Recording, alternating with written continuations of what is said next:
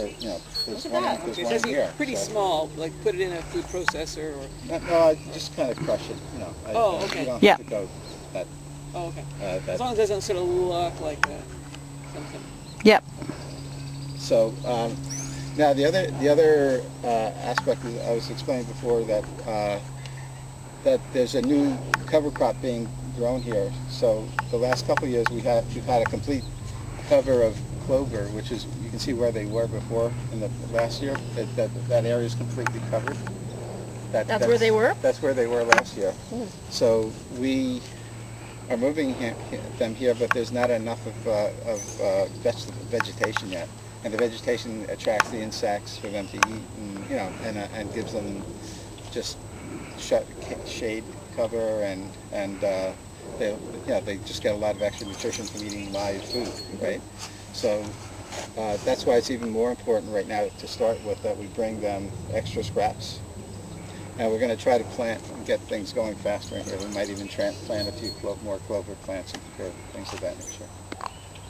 So that's so for feeding, you know, that's important to get them, try to get them a balanced diet, and you know, and then it's good to feed them outside here too, because that'll help them. You know, if they feed only in here when they come in, you know, they'll be kind of more competitive and hungry and stuff like that. So yeah. Okay. So any questions on the feeding and the care and the eggs? So this is inside. Yes. Outside they get all the stuff that's just thrown on the ground or growing there. Right. And back to your question about, like, you know, are they outside or inside? Sometimes they'll be in here while you're doing that, so which is fine. So when I do that, I typically they won't try to run out. They don't try to do that.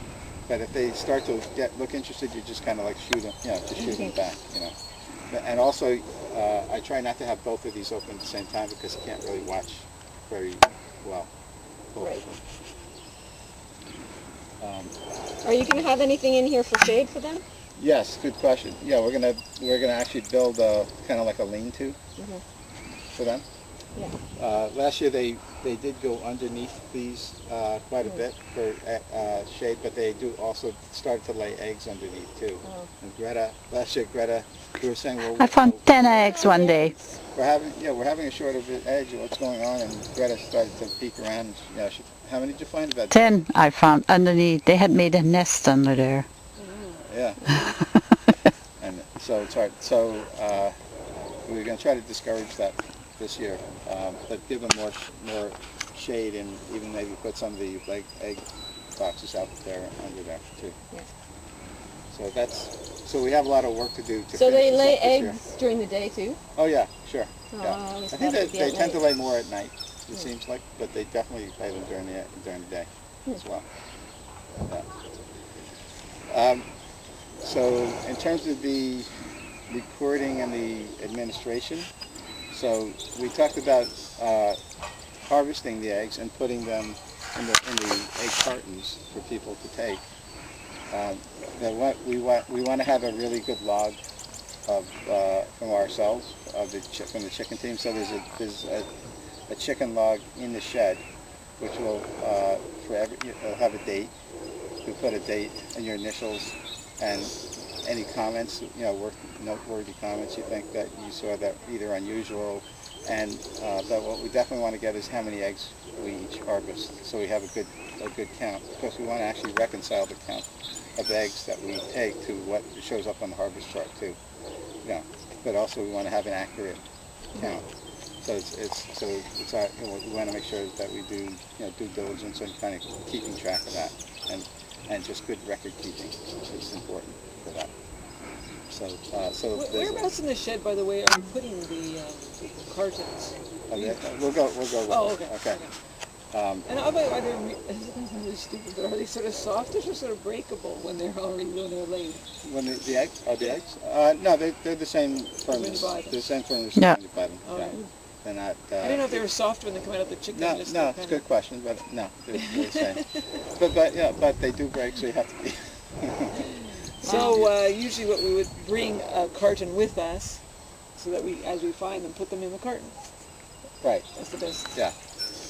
Depends on how many they're going to lay. Yeah, it With depends 12 chickens, we're going to have more eggs, so that might be a good idea. Yeah, I just don't want to be carrying them around, or like, you know, you put them Yeah, in, that- you step on it by mistake, or, you know. Last year we were closer to the shed, so it didn't matter that much.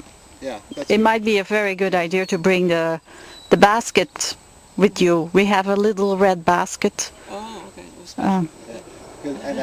And that's the other thing is try to fill up a half carton before you start another one. Don't start like go check to see if there's one that's almost, you know, that has 3 or 4 eggs, a partially full.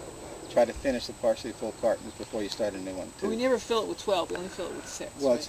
and don't forget there are only 6s. They're only half. Oh, they're cartons. cut in half. Yeah, you'll see. Well, they're not all half cut yet, but they will be prepared that way for you.